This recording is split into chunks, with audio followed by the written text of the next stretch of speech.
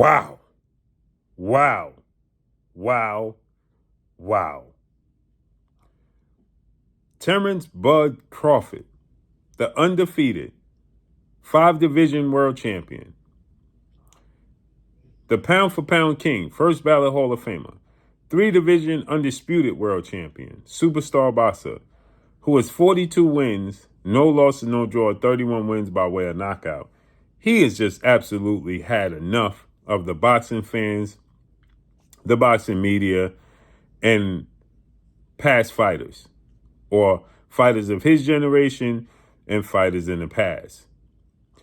He got tired of people saying that he's on performance enhancers. He's coming off the biggest win of his career against Saul Canelo Alvarez, another first ballot Hall of Famer, which Terence Crawford jumped up essentially 3 weight classes, technically 2, and beat Saul Canelo Alvarez. Terence Crawford is absolutely 1,000% just went scorched earth on everybody. He just had enough on social media. I don't know what set him off, but he just decided to go absolutely off for the last 4 hours. And I'm going to read some of the messages and statements he put up. He's tired of not getting the credit. There's reports that Canelo Alvarez is going to petition to have a rematch. The fight wasn't close. It was a success. It did a $45+ million gate, 65,000 people in attendance. He got $50 million. Canelo got 150. Canelo was the undisputed champion, so he has a rematch clause, and it's being stated that he is going to petition to have the rematch. And Team Crawford stated that Terence Crawford is asking for $100 million for the rematch. He's 38 years old. The 2 biggest fights of his career, he left absolutely no doubt. The Errol Spence fight, he dominated. In the Canelo Alvarez fight, he dominated, right? And from here forward, only thing you should do is just salute him, man.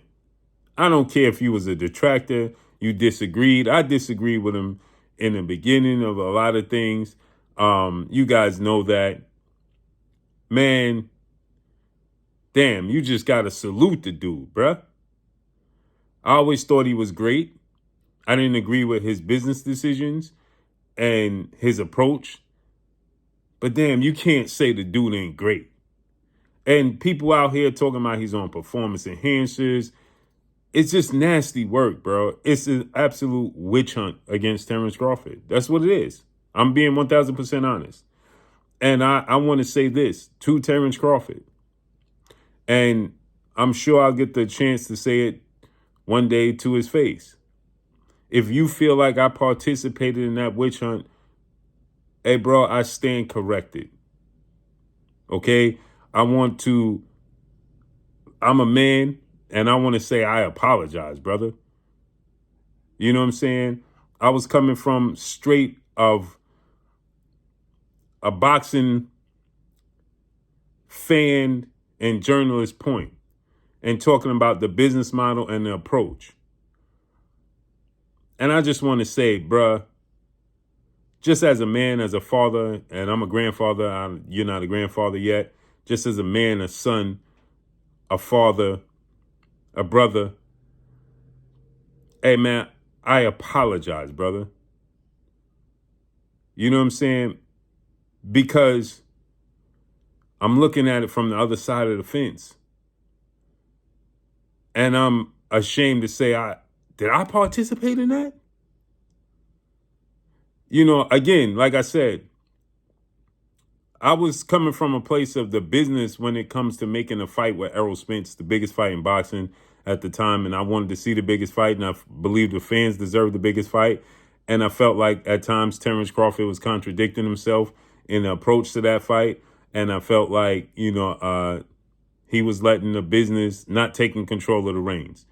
I didn't take into account what he was going through with Top Rank and Bob Arum. And Bob Arum said, I lost so much money on Terence Crawford, I could build a mansion in Beverly Hills from scratch. And Terence Crawford had re-signed. Those approaches, and then he said the Errol Spence fight was in the rearview mirror. those approaches frustrated me as a fan in the sport of boxing. But if it came across as this witch hunt against you and I participated, once again, Terence Crawford, as a man, as a father, I'm a grandfather, as a brother, as a son, I want to say I apologize, brother, because I am seeing an absolute witch hunt against this man that's undeserving. It's undeserving, man. So he goes on, he starts off by saying this, quote, I find it crazy how people run with this Crawford don't sell BS. And this is coming from because Terence Crawford is saying that he wants $100 million for the rematch with Canelo Alvarez. He deserves. He is 50% of the biggest fight in years. 65,000 people in attendance. $45 million gate. Over $200 million fight. He won convincingly. He dominated the fight. He hurt Canelo in ways we never seen Canelo hurt before. He jumped up 3 weight classes.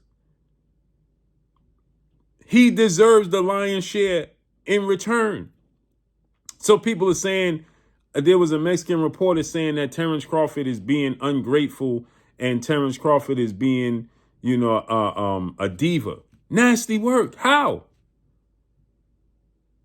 I mean, the truth of the matter is, in the biggest fights of Terence Crawford's career, he dominated. In the biggest fights of Canelo Alvarez's career, he lost.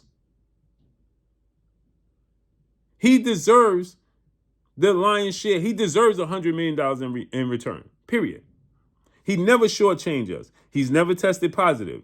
He's never missed weight. He's the constant profession. He gives us his best every single outing. What more do we want from the dude? Anyway, so he goes on to say, I find it crazy how people run with this BS Crawford don't sell. Any fighter I ever fought besides Khan, when he fought Canelo, I was their biggest fight. But so he's saying I was the biggest fight for every fighter I fought except Amir Khan because he had already fought Canelo. But I can't sell, though.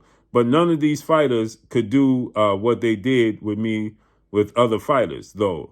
I must be lost. Right. So he's saying that whether I'm the B side or A side, it takes 2 to tango, and I make for their biggest fight. He's 1,000% correct.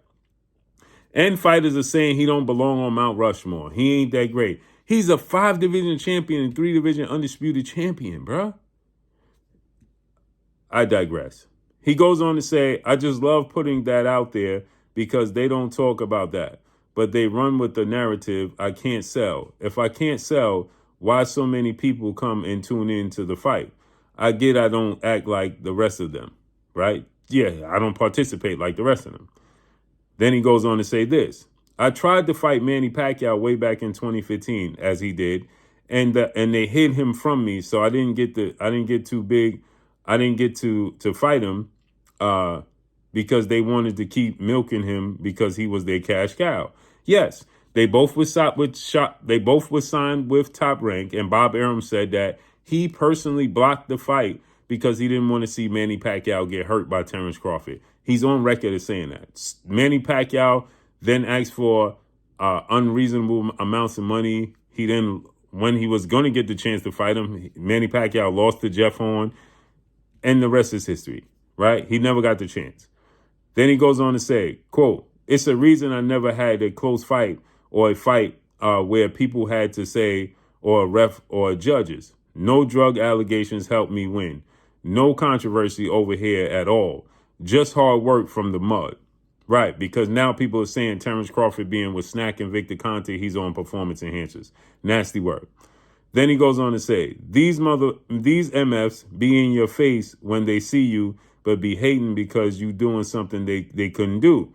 I'd be happy for a generation. He's talking about the fighters, past fighters, and his generation of fighters that's hating on him, right?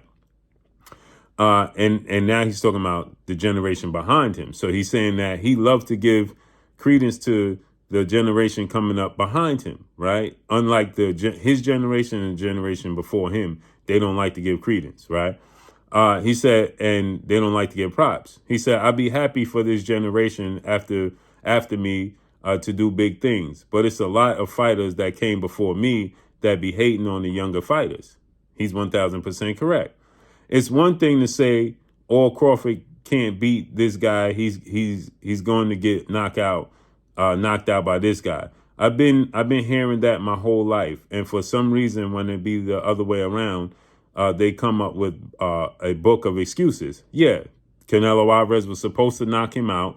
He was too big. Like Joel Diaz said, anybody picking Terence Crawford to beat Canelo is absolutely dumb, and they don't know nothing about boxing. And then as soon as Terence Crawford beat Canelo, dominated him, won 10 rounds to 2, 9 rounds to 3, then all of a sudden Canelo Alvarez was over the hill. He was past his prime. He wasn't the same guy. 1,000%.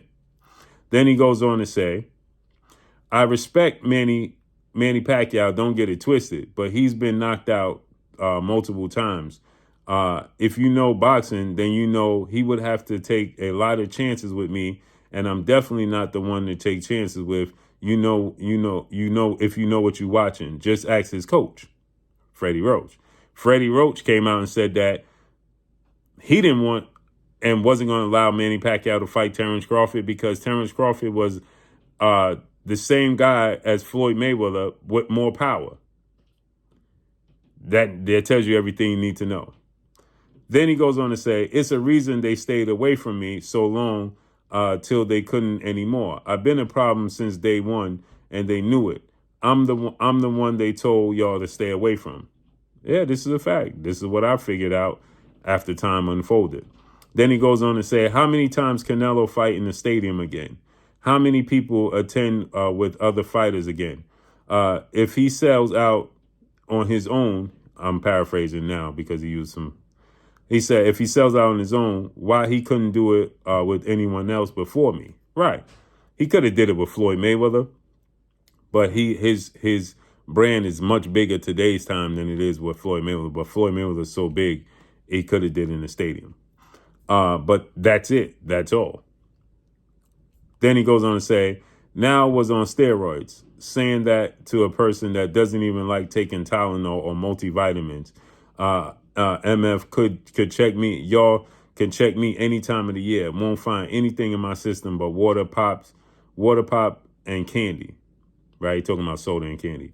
Then he goes, it's so crazy to say y'all never got to see me at my full potential because nobody brung it out of me because I knocked everybody out. This is a fact. At welterweight, he knocked out every opponent he faced. That's insane. And he's a knockout artist, and nobody talks about that either. He said, only thing them guys before me had over me was more known opponents. That's why y'all think they were so great. But if I was in their era, the same I'm doing now, I'll be doing then. So he's saying I'll be doing the same thing in their era as I'm doing now. Now he addresses Floyd Mayweather. He says, quote, I be paying homage to the ones before me, but Mayweather is the only one I would have had problems with because of his mind. And I'm done talking about it. Go argue with your mama. End quote. And again, like I said, when it comes to him and Floyd Mayweather is a genius. He is an absolute genius in the boxing ring, right? Floyd Mayweather's, like he said, it's his mind. His brain, his ability to compute information, download information, and make adjustments is bar none. Is bar none. Period. It's bar none. And he's not talking about the Sugar Ray Leonard, Tommy Hearns. No, he's talking about, this generation, this era, the era before him, the Manny Pacquiao era. I agree with him. I think he beats all those guys except Floyd Mayweather.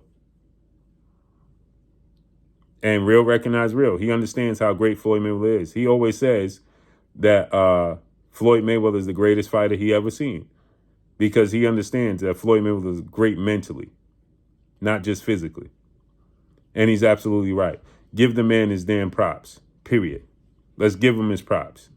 And that's all I got for y'all, man. Follow me on Instagram at Blue Blood Sports TV, or one word, it's your boy Blue signing off. I'm gone. Peace.